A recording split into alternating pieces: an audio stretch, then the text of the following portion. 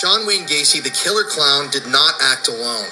This TikTok series is about to blow your mind, but there's a lot of information here, so proceed with caution. The case of John Wayne Gacy, the serial killer clown, is one of the most infamous true crime stories in American history. A brief overview of the case: in the 1970s, John Wayne Gacy murdered 33 young men. He buried them in the crawl space beneath his home and his yard, and he was connected to a number of different crimes. Gacy himself gained infamy because he dressed up as Pogo the Clown on the weekends and volunteered at hospitals and children's birthday parties. Now, the official story says that John Wayne Gacy acted completely alone. He had no help in carrying out any of these murders, but I really don't believe that that's the case. Through all of our research that we did for our podcast, we've determined that Gacy was connected to a number of other killers, pedophiles across America. And he even may have been connected to one of America's other most infamous serial killers, the Candyman out of Houston, Texas. So before we get into this, I want to state that I do believe that Gacy did murder some people, and I think he was very complicit in all of this, obviously, but I don't think that he acted alone. But why do I think that? So to start off, we need to talk about Jeffrey Rignall, this guy who was actually a survivor of John Wayne Gacy. After a night of abuse and SA at the hands of John Wayne Gacy, Jeffrey Rignall was allowed to go free.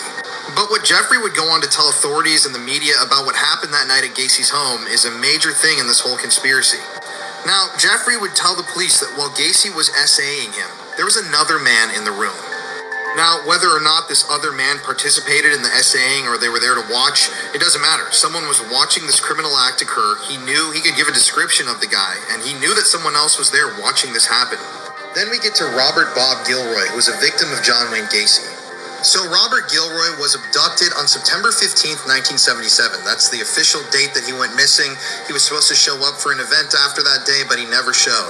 But John Wayne Gacy's plane tickets and records placed him as being out of the state at the time. His plane tickets from the time show that Gacy left Illinois on September 12th, and he didn't return until September 16th, the day after Robert Gilroy went missing. Now I'm going to stop the video right there. What's up? It's your boy Mace. This guy's channel is The Paranormal Files. Y'all go follow him. Also, I'm reacting to this video really for another reason. You know, I'm wondering, is some of the Pennywise story, was it inspired by John Wayne Gacy? Y'all tell me. That's something I'm kind of finding out. Yeah, kind of sound like there could be truth to it. But y'all be safe, stay positive, stay motivated, and in control. And a lot of these serial killers had help.